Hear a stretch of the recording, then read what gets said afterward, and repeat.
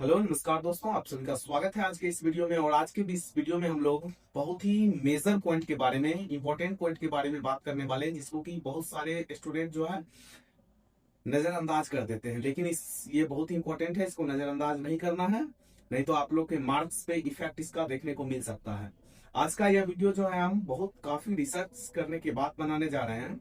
बहुत सारे स्टूडेंट और बहुत सारे ऐसे टीचर से हमने बात किया है जो कि एग्जाम हॉल में कॉपी चेक करते हैं, और बहुत सारे ऐसे टॉपर स्टूडेंट्स जो कि कॉपी लिखे हैं और अच्छे मार्क्स लाए हैं। इन सभी से बात करने के बाद एक ही कंक्लूजन निकल के आया कि आपका क्वेश्चन लिखने आंसर लिखने का जो है तरीका जितना अच्छा होगा, जितना अच्छा फॉर्मेट में आपका आंसर लिखा हुआ रहेगा, उतना ही अच्छा मार्किंग आप लोग का किया जाएगा। भले ही आपने उसमें लिखा क्या है ये ज्यादा मायने नहीं, आपका लिखना तो मायने रखता है, ठीक समझ गए, लेकिन आपने किस ढंग से लिखा है ये पहले देखता है कोई भी इंसान। चलिए देखिए, आप लोग के सामने ही दो पेज रखते हैं। एक जो टॉपर स्टूडेंट है लेकिन ये ऐसा लिखा है, देख लीजिए उसका लिखने का तरीका। और एक जो एवरेज स्टूडेंट है, उन्होंने इस तरीके से लिखा हुआ है, उसका पेज देखिए आप लोग लिखा हुआ। तो आप बताइए, यदि आप लोग को मार्किंग करना है तो किसको ज्यादा मार्क्स दीजिएगा? यदि दोनों ने सेम कंटेंट को लिखा है तो ऑब्वियस सी बात है, जो एवरेज स्टूडेंट है उसको आप ज्यादा मार्किंग कीजिएगा। सेम यही होता है एग्जाम हॉल में, समझ गए? तो आज के इस वीडियो में हम लोग बात करने वाले हैं कि किस तरह से आप एग्जाम हॉल में कॉपी को लिखिएगा ताकि आप लोग को ज्यादा से ज्यादा मार्क्स मिलेगा। जैसे कि आप लोग भी सुनते होंगे कि कोई एक स्टूडेंट था जो कि पढ़ने में बहुत ही अच्छा था, और कोई एक स्टूडेंट था जो उससे एवरेज था पढ़ने में, लेकिन एग्जाम हुआ को दोनों ने क्वेश्चन लिखा, उसके बाद जब रिजल्ट आया, रिजल्ट आने के बाद जो टॉपर स्टूडेंट था उसका नंबर कम हो जाता है एवरेज स्टूडेंट के तुलना में। ऐसा काहे होता है?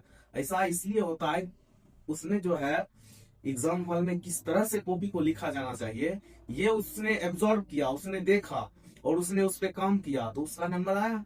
लेकिन दूसरा स्टूडेंट जो है वो सिर्फ पढ़ने पे ध्यान रखा, बाकी सारा मेजर पे फैक्टर पे उसने ध्यान नहीं दिया, जिस वजह से उसका नंबर कम आ गया। तो आप लोग को ये गलती नहीं करना है, और कौन कौन सा गलती नहीं करना है और उसको ठीक कैसे करना है, इसके बारे में आज के इस वीडियो में हम लोग बताने वाले हैं। तो देखिए, सबसे पहला बात है, आप लोग को शुरुआती कहाँ से करना है, समझ गए? स्टार्टिंग पॉइंट आप लोग का क्या होना चाहिए, ये हमारा पहला टिप है। तो देखिए, जैसे कोई भी क्वेश्चन का आंसर लिखना यदि आप लोग शुरू करते हैं तो शुरू करते समय एकदम अच्छे से लिखिए। आप लोग कोशिश कीजिए कि वहां पे कोई भी कट पॉइंट नहीं हो, मतलब कोई भी घसा हुआ नहीं रहना चाहिए। एकदम अच्छे से आप लोग क्वेश्चन का शुरुआत कीजिए, जैसे कि ये वो दिस डेट वगैरह जो भी आप लोग लिख रहे हैं, शुरुआती एकदम अच्छा से कीजिए, समझ गए? जो पॉइंट आपको ज्यादा आता है, मान लीजिए अवतल दर्पण के बारे में क्वेश्चन पूछा या फिर उत्तल दर्पण के बारे में क्वेश्चन पूछा, तो आपको इसके बारे में पहले, यदि आप लोग को अवतल दर्पण के बारे में अच्छा आता है, उत्तल दर्पण के बारे में थोड़ा कम पॉइंट आता है, तो कोशिश कीजिए कि आप अवतल दर्पण के बारे में पहले लिखने के लिए, समझ गए? मतलब जो पॉइंट आपको आता है पहले उसको अच्छे से लिख लीजिए, समझ गए? उसके बाद जो आपको नहीं आता है या फिर थोड़ा कम आता है उसको उसके बाद लिख दे जाइए। इससे ये होगा कि यदि एग्जामिनर जो है आपके कॉपी को पढ़ने का कोशिश भी करेगा तो पढ़ेगा, शुरू का जो है पैराग्राफ पढ़ेगा और वह उसको बेटर लगेगा, तो आप लोग का मार्किंग अच्छा होगा, समझ गए? ये टिप नंबर 1 था। और टिप नंबर 2 क्या है कि आप लोग लिखते जाइए, लेकिन पैराग्राफ को जो है देखिए, पैराग्राफ चेकिंग कीजिए। बस कहानी की तरह लिखते जा रहे हैं ऐसा नहीं होना चाहिए। कहानी की तरह लिख रहे हैं और लिखते लिखते पूरा पेज भर दिए, इस तरह से नहीं। एकदम दो लाइन 3 लाइन लिखे, उसके बाद प्रॉपर पैराग्राफ छोड़िए, प्रॉपर 2 वर्ड के बीच में प्रॉपर जगह छोड़िए, 2 लेटर के बीच में प्रॉपर जगह छोड़िए। इससे जो है कॉपी देखने में बहुत ही सुंदर लगता है, समझ गए? ये हो गया दूसरा पॉइंट। तीसरा पॉइंट क्या है आप लोग कि क्वेश्चन जो है, क्वेश्चन को जो है ध्यान से आप लोग देखिए, और क्वेश्चन डिमांड क्या कर रहा है उसके अनुसार आंसर लिखिए। क्वेश्चन का डिमांड, मान लीजिए कभी कभी आप लोग हड़बड़ी के चक्कर में क्वेश्चन को पढ़ते नहीं है, और इस चक्कर में जो है आप लोग क्वेश्चन कुछ और डिमांड कर रहा है, आप कुछ और लिख देते हैं। मान लीजिए क्वेश्चन में दिया गया कि अवतल दर्पण के उपयोग को बताएं, आप ये बता रहे हैं कि अवतल दर्पण एक अभिसारी दर्पण है, अवतल दर्पण ये वो दिस डैट, ये सब नहीं कुछ जानना था उसको। उसको तो ये जानना था कि अवतल दर्पण का उपयोग क्या है। अवतल दर्पण का उपयोग सोलर कुकर में करते हैं, अवतल दर्पण का उपयोग गाड़ी के हेडलाइट में करते हैं, ये उसको बताना था, लेकिन आपने कुछ और बताना शुरू कर दिया, तो ये भी एक मिस पॉइंट आता है। टिप नंबर 3 हो गया। अब चौथे नंबर टिप के बारे में हम लोग बात करते हैं कि आप लोग को एग्जाम्पल देना है अच्छा से अच्छा।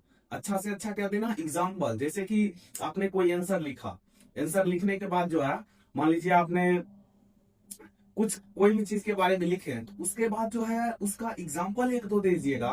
तो एग्जाम्पल के माध्यम से आप लोग भी देखते होंगे कि जब टीचर आप लोग को पढ़ाते हैं और जब एग्जाम्पल देते हैं उसका तो ज्यादा समझ में आता है। और यही होता है एग्जाम हॉल में आप लोग के साथ। आप लोग जितना अच्छा एग्जाम्पल दीजिएगा टीचर को उतना जो है प्रभावित करेगा और वो अपना नंबर जो है मार्क्स इंक्रीज करने पे मजबूर हो जाएगा। समझ गए। और टिप नंबर 5 क्या है, आप लोग डायग्राम प्रॉपर बनाइए। जहां भी मान लीजिए अवतल दर्पण के बारे में पूछा है, अवतल दर्पण क्या है, कैसे काम करता है, तो आप लोग कोशिश कीजिए डायग्राम बनाने का। यदि 5 नंबर का क्वेश्चन है और यदि आप लोग सिर्फ डायग्राम भी बना देते हैं तो 2 से 3 नंबर उस पे मिल जाता है। डायग्राम बनाते हैं प्रॉपर तो समझ गए। उसके बाद जो है आपने लिखा क्या है उस पे नंबर मिलेगा। तो आप लोग जो है ये ट्राई कीजिए कि डायग्राम अच्छा से अच्छा बना पाए। समझ गए। डायग्राम जितना अच्छा होगा मार्किंग आप लोग का उतना अच्छा होगा। समझ गए।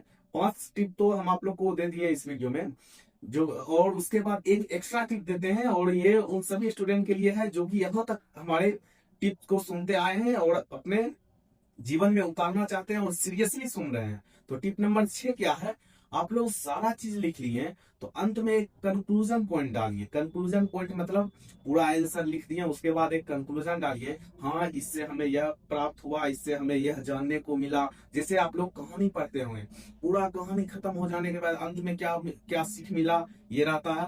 इस कहानी से हमें यह सीख मिलता है कि हमें ऐसा करना चाहिए। जिस टाइप का कहानी है उस टाइप का कंक्लूजन होना चाहिए। समझ गए। तो ये रहा मेजर 6 पॉइंट। यदि आप लोग इस 6 पॉइंट पे काम करते हैं तो आप लोग का आंसर राइटिंग इतना अच्छा हो जाएगा कि एग्जामिनर जो है जो भी कॉपी चेक करते हैं वो आपको नंबर देने पे मजबूर हो जाएंगे। समझ गए। तो उम्मीद करते हैं आप लोग को ये वीडियो बहुत ही अच्छा लगा होगा और लाभदायक भी होगा। यदि आप लोग को वीडियो थोड़ा सा भी अच्छा लगा है तो वीडियो को लाइक कर दीजिएगा। और यदि आप लोग बोर्ड एग्जाम का तैयारी कर रहे हैं तो हमारे चैनल को जरूर सब्सक्राइब कीजिएगा। समझ गए। चलिए उम्मीद करते हैं और मिलते हैं नेक्स्ट वीडियो में। तब तक के लिए जय हिंद।